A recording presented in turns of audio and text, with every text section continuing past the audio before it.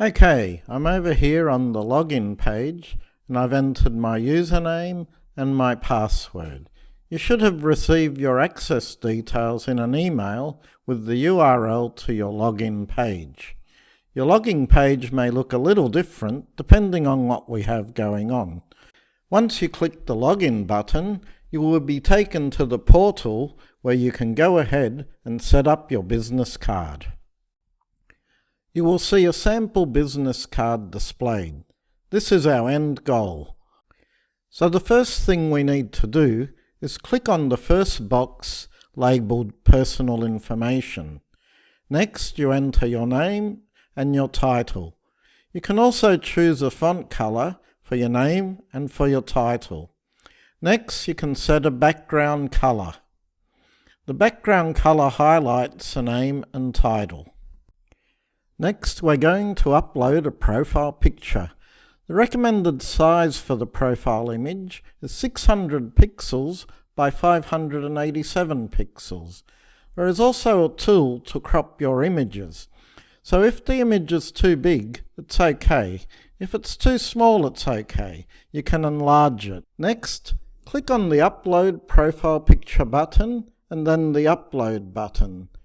Next, you select the folder your image is in, and you select the image and click Open. The image is then placed inside the cropper. At this point, you can zoom in or out with the slider, adjusting the image until you get the desired result.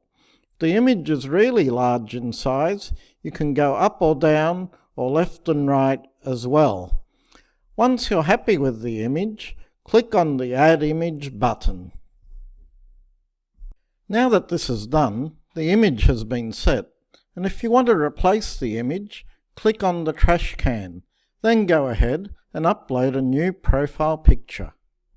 Next, I'm going to minimize this and click on the next plus sign, which is Required Settings. Depending on what level you have, you may or you may not see these two drop-downs.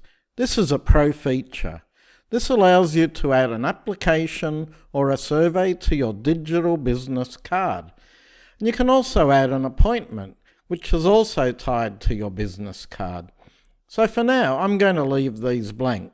And I'll go ahead and I'll add the email address, the website, the Facebook account, LinkedIn, Instagram, YouTube, and also a phone number so you can receive calls. And you can add the same number so you can receive your text messages. Once this is done, you can go ahead and click the Create My Card button. When completed, a card URL is created that will display the business card once it is added to a browser. So now I'm going to open an app that will display my phone on the screen. At the same time, we can keep modifying things in the admin section so that you can see the changes happen in real time. So what I'll do is make changes and we'll see how they are reflected on the phone. As you can see, there are no buttons, no icons, and not even a title. So the first thing is to decide which page icons we want to turn on. I'm going to turn on the phone number and the text message. I'll minimize this section and then decide which small icons to turn on. That's if we want to turn them on at all. Remember, less is more. For the sake of this example, I'm going to turn on the email address, the phone number, the text, the website. Show Appointment and Show Survey are advanced features. So for now, I'm going to turn on Facebook and LinkedIn. I'm able to do 6 small icons, so let's minimize this. And now we have button number 1 and button number 2. For button number 1, what I want to do is add my phone number. So I'll choose phone number and type call me. For button number 2, I'll choose website and type visit my site. Then I can choose my background colour. Black is actually pretty good because she is wearing a red coat. As soon as I click on Create My Card, the only thing that's going to happen is the 2 buttons are going to appear.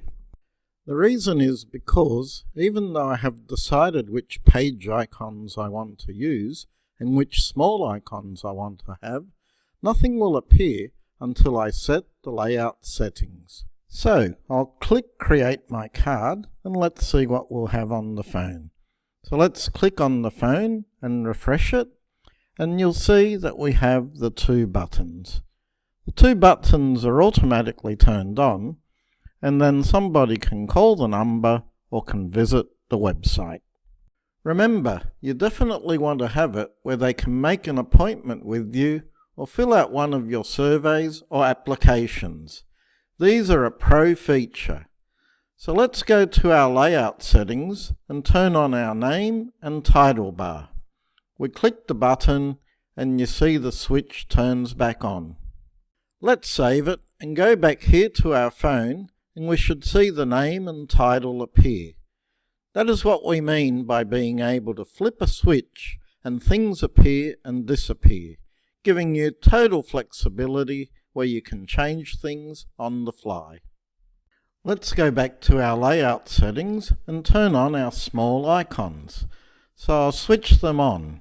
Click the Create My Card button, bring back our phone, and once we refresh it, you'll see the small icons appear at the bottom. If you take the eyedropper tool I taught you how to use earlier, we get the same red code to match the icons code. This is how we make the card look extremely professional. Let's go back to our layout settings, and now we'll turn on our page icons, and they're going to start on the left side. So we'll click the Create My Card button, bring the phone back on the screen, refresh the phone again, and you'll see the page icons.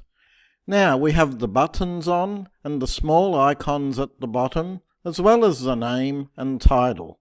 It's very busy. Remember, less is more. So let's go back to the layout settings and turn off the name and title, the small icons, and the page icons. I want an image with two buttons on it. So we'll bring the phone back, refresh it, and now you'll see how by changing the switches on and off, you have total control over what is going to appear on your card.